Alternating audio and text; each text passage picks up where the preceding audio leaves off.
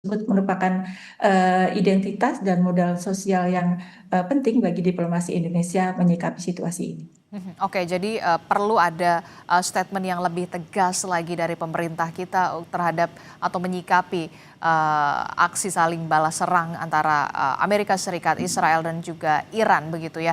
Nah, terkait dengan apa yang bisa dilakukan oleh Indonesia yang kita tahu tergabung juga di BOP, termasuk juga di naungan PBB. Apa sebenarnya yang bisa dilakukan oleh pemerintah Indonesia untuk bisa ikut berkontribusi dalam upaya perdamaian antara tiga negara ini? Ya, baik.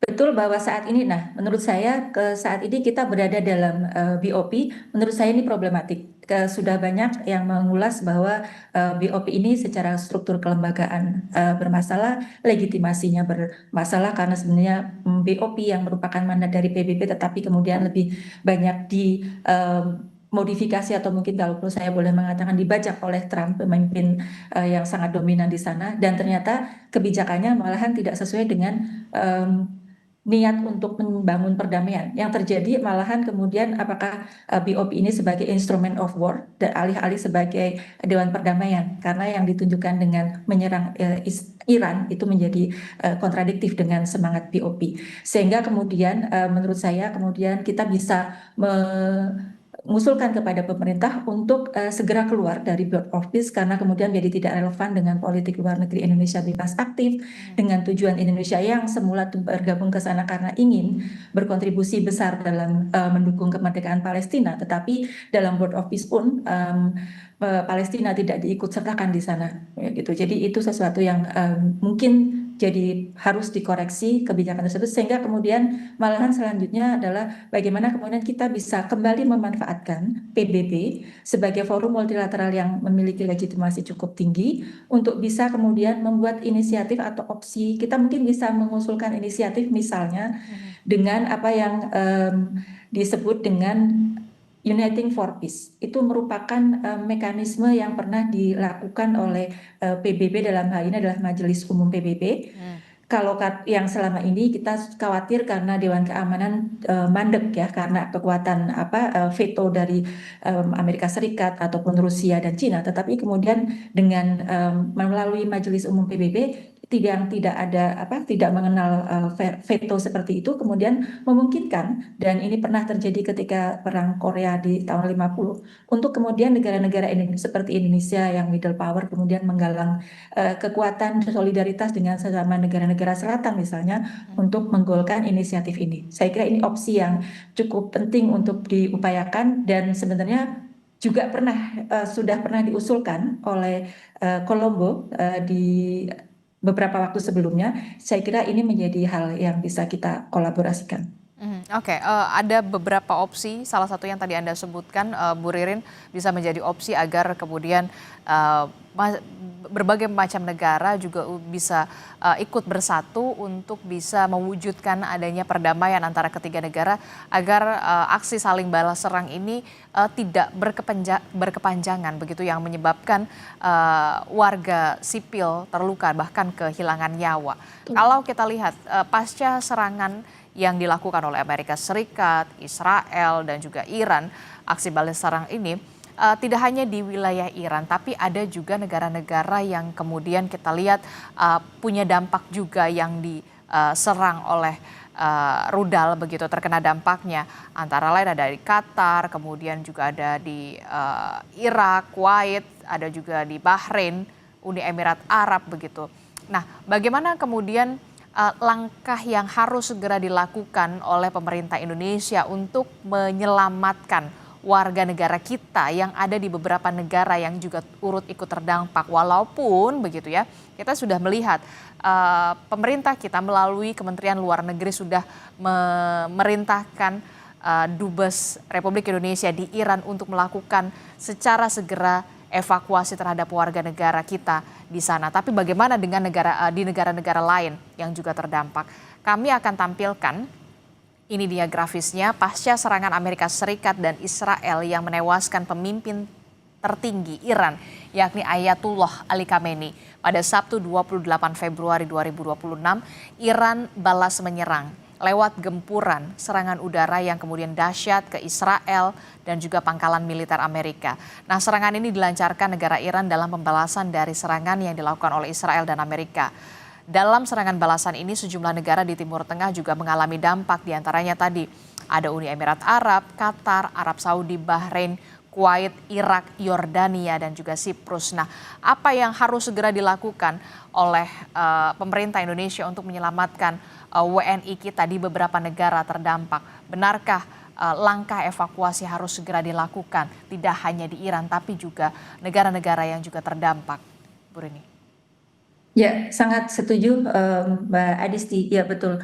Tugas utama perwakilan Indonesia di negara lain adalah memberikan proteksi, memberikan perlindungan kepada warganya di negara tujuan. Sehingga tadi ketika situasi sudah terjadi situasi yang tidak aman seperti ini, maka wajib untuk perwakilan Indonesia di sana untuk segera mengidentifikasi warga negara Indonesia yang tinggal di negara-negara terdampak, kemudian segera berkoordinasi dengan pihak-pihak terkait untuk mengevakuasi. Saya kira semakin cepat semakin bisa meminimalisir kemungkinan terburuk untuk aspek perlindungan warga kita di sana.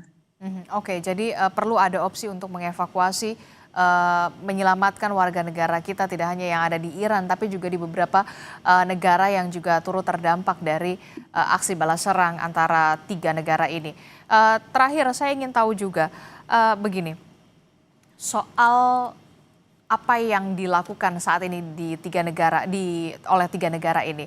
Anda melihat apakah nanti akan ada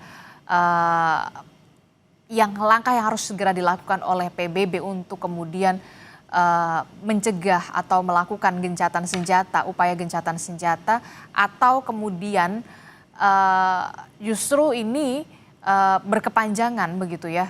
Tapi kita tidak berharap ini berkepanjangan karena tidak ada sisi positif dari apa yang sudah dilakukan oleh ketiga negara ini. Ya, betul. Kalau menyimak apa Sekjen PBB juga sudah dengan segera merespon situasi yang berkembang di Timur Tengah ini dengan menyatakan sikap tegas agar kemudian pihak-pihak tiga negara ini untuk saling menahan diri dan kemudian berusaha sekuat mungkin untuk menggunakan cara-cara penyelesaian sengketa dengan cara-cara damai yang banyak yang bisa opsi-opsi tersebut begitu. Tapi memang mungkin tentu di dalam situasi seperti ini perlu dipikirkan opsi mana yang paling baik, tetapi sebagai organisasi internasional yang di mana semua negara 193 negara menjadi anggotanya memiliki legitimasi yang sangat kuat di tataran internasional, saya percaya dengan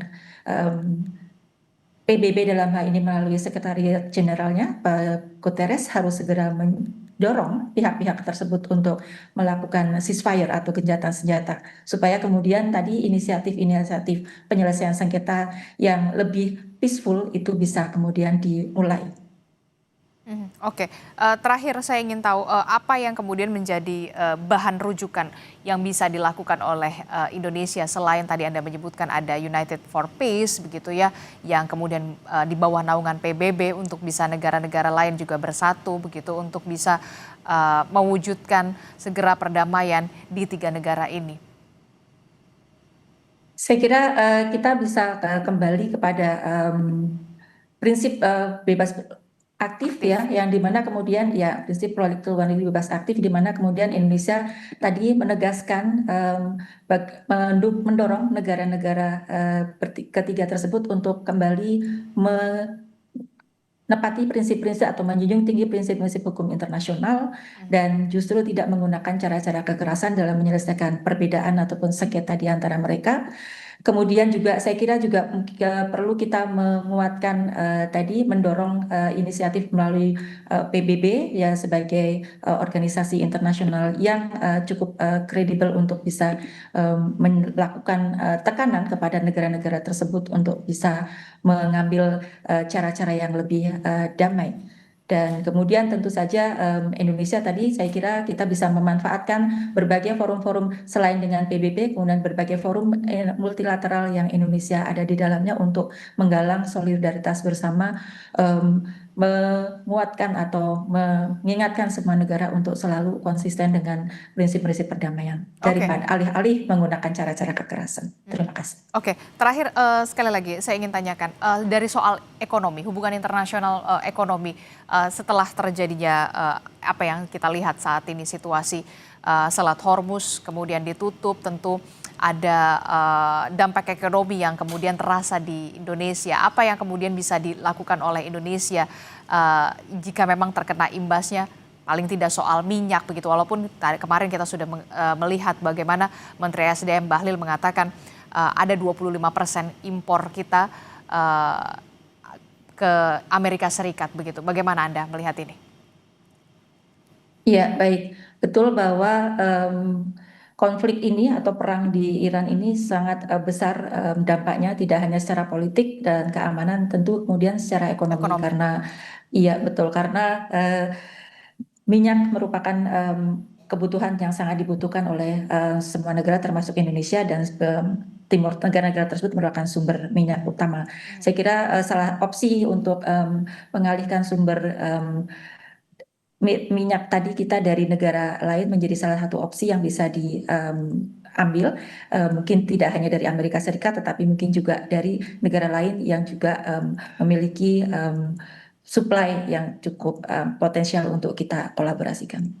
Oke, baik, terima kasih Bu Ririn telah bergabung bersama kami dalam Breaking News Kompas TV. Sehat selalu Ibu. Assalamualaikum. Selamat Terima break. kasih. Terima kasih. Waalaikumsalam. Ya, Breaking News Kompas TV masih akan kembali usai jeda. Jadi